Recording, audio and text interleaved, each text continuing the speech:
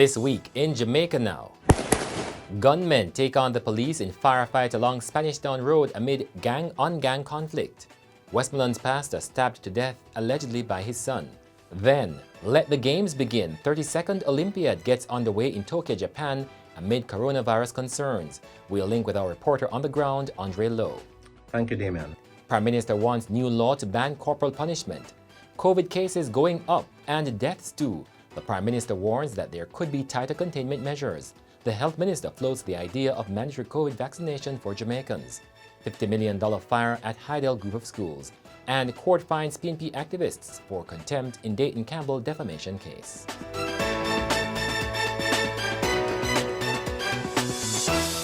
I'm Damian Mitchell and this is Jamaica Now. Members of the security forces had to seek cover this week as gunmen trading bullets in a gang-on-gang conflict attacked the police along Spanish Town Road. The police had intervened in the shootings among gangsters.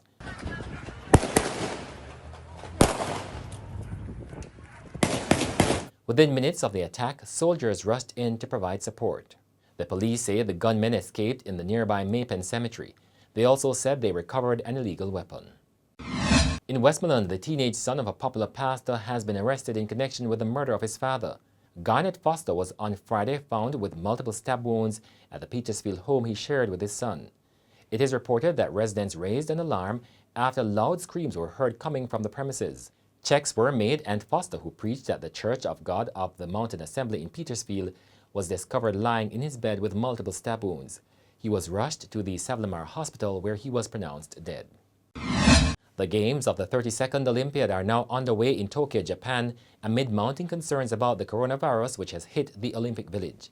Jamaican jumper Kerry McLeod is among athletes in the village who have returned positive results. And for more on what's happening on the ground in Tokyo, we're joined by Gleaner sports editor Andre Lowe. Andre, how rigorous have been the COVID protocols in Tokyo? Right throughout the venues and all the locations associated with the games, you do see the enforcing of social distancing protocols, and all of these new necessities. You are also required to conduct 3 daily tests after your arrival in Tokyo, and in essence, you are being quarantined or your movement is being restricted to very specific locations that, by the way, you must get prior approval to attend. Even attending basic venues. So if I want to go to cover track and field tomorrow, for instance, my accreditation alone doesn't get me access to the track and field stadium. I must apply for access to the track and field stadium ahead of time and get that approved. Again, there's an activity plan that you must fill out and outline where you will be for your first 14 days in Tokyo. That has to be approved again by the central government. So it's a lot, and it's borderline annoying, depending on who you ask. And for a lot of persons here, it adds to the already stressful situation that you have to work under when covering games of this nature. But at the same time, we all appreciate and understand why it is necessary. Do you sense that the spirit of the team is generally a bit dampened? No, I wouldn't say that. I believe that the vibe in the camp is pretty positive from what I've heard, from what I've seen, and just having a conversation with the chef de mission and his deputy recently. They all report that the athletes are in very good spirits. They are kept abreast of the various requirements and protocols. I mean, they're all professional athletes for the most part, and a lot of them would have already been competing on the circuit. They're accustomed to these new norms. There are a lot of personal milestones, personal objectives that are being targeted here, and a lot of experience in this team as well. And I think they understand what the job is, and Quickly now, Andre Lowe, what's your medal projection?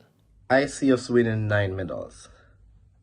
The vast majority of those coming on the female side. I do think we have a very strong chance of medaling outside of athletics as well in the pool with Alia Atkinson.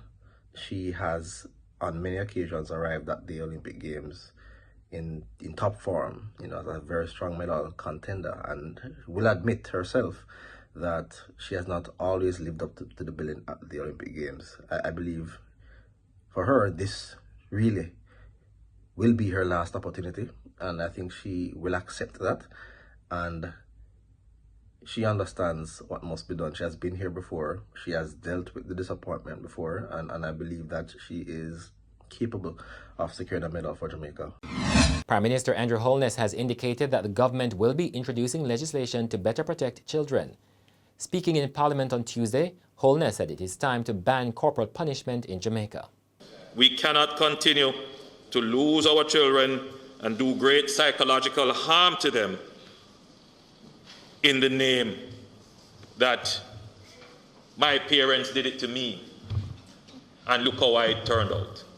The Prime Minister was reacting to the death of 4-year-old Nashawn Brown of Willowdene in Spanish Town, St. Catherine, after he was allegedly beaten by his stepfather for eating too slowly. Pending a post-mortem to determine the cause of death, the stepfather, 24-year-old Sean Bennett, has since been charged with unlawful wounding, assault occasioning actual bodily harm, cruelty to a child, and child abuse.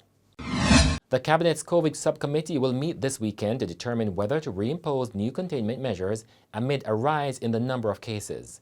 As at Thursday, there were 51,686 cases, with another triple-digit daily increase. The positivity rate has also consistently remained above 5%. Prime Minister Andrew Holness said Jamaica could already be dealing with the Delta variant. However, the Prime Minister says people continue to flout the COVID protocols. We have to decide whether to go about our activities in a disciplined and cautious way, keep our economy open and earn our livelihoods, or whether we want the path of indiscipline, which will inevitably lead to a spike forcing us to tighten measures. The choice is ours, individually and collectively.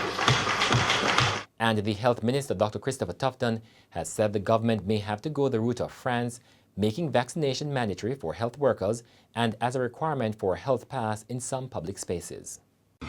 The Jamaica Fire Brigade is seeking to ascertain the cause of Thursday's blaze that damaged the administrative building at the Hydel group of schools in Ferry, St. Catherine. Investigators say the damage is in the amount of $50 million. The fire was restricted to the administrative block. Units from the York Park, Trenchtown, Spanish Town, and Portmore fire stations responded to the blaze. People's National Party PNP activist Karen Cross and blogger Natalie Stack have each been fined $750,000 for contempt in the Supreme Court. Justice Chester Stamp has given them 14 days to pay the fine or serve 6 months in prison. The women are defendants in a defamation lawsuit filed by the party's General Secretary Dr. Dayton Campbell. They found themselves on the wrong side of the law after breaching a court order to remove the contentious information from their social media accounts and not to repost the information. The defamation case arose after both women made posts alleging serious criminal conduct by Dr. Campbell. And that's it for this edition of Jamaica Now, your weekly review of the big news stories. Send us your comments at onlinefeedback@gleanerjm.com. Follow us on Twitter and Instagram at Jamaica Gleaner and on Facebook at Gleaner Jamaica. Like this video on our YouTube page, subscribe today and turn on your notifications. I'm Damian Mitchell, and before we go, sights and scenes from Tokyo, Japan on the opening day of the 32nd Olympiad.